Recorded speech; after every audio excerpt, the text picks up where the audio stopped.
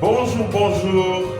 Donc, gloire à Dieu pour ce nouveau créneau qu'il nous est proposé pour parler du royaume des cieux.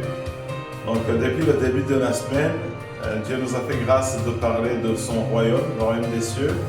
Donc, on a commencé à regarder les 4 éléments qu'il faut pour qu'un royaume puisse être un royaume.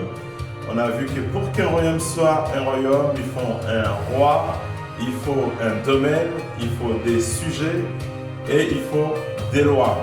Et on a commencé à regarder, donc à zoomer sur le roi et donc les caractéristiques du roi qui est le roi de gloire, l'Éternel des armées qui est le roi de gloire du royaume des cieux, voir donc comment est-ce qu'il est pour pouvoir nous positionner par rapport à lui et par rapport à son royaume. Et donc depuis hier, par la grâce de Dieu, on a donc vu que le roi est souverain. Donc on a vu ce caractéristique de la souveraineté de Dieu dans son royaume. Et c'est vrai que quand on comprend la notion de souveraineté de Dieu, en fait, on comprend tout de suite que l'obéissance est très essentielle dans le royaume de Dieu. Donc il y a un passage dans Ésaïe 45 au verset 9 qui dit « Malheur à qui conteste avec son Créateur ». Donc là, ce verset nous fait vraiment entrer dans la compréhension de la souveraineté de Dieu et donc nous fait comprendre qu'il faut absolument obéir. Maintenant, donc il y a 2 catégories de personnes que le royaume voit sur la terre.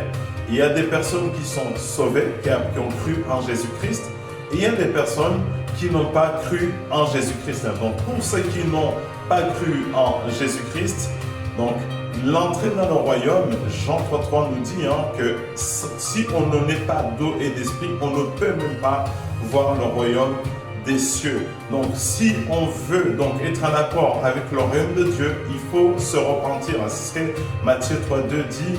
Repentez-vous, le royaume des cieux est proche. C'était Jean le Baptiste en fait qui appelait les gens à la repentance. La repentance, c'est un changement de mentalité pour laisser le royaume de Dieu imprégner votre vie.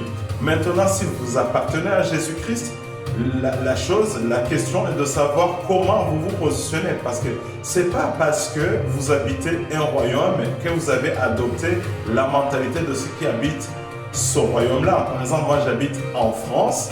Mais dû par exemple à mes origines, je pourrais avoir certains aspects comportements qui relèvent de mes origines et non de la France où j'habite. Donc quand on habite le royaume de Dieu, vu que c'est un royaume et non une république par exemple, il faut adopter la totalité de la mentalité du royaume pour être en accord avec le royaume.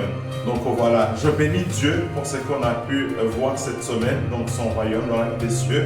Si Dieu le veut, on continuera sur ce topic la semaine prochaine. Que le Seigneur vous bénisse. Très bon week-end à vous.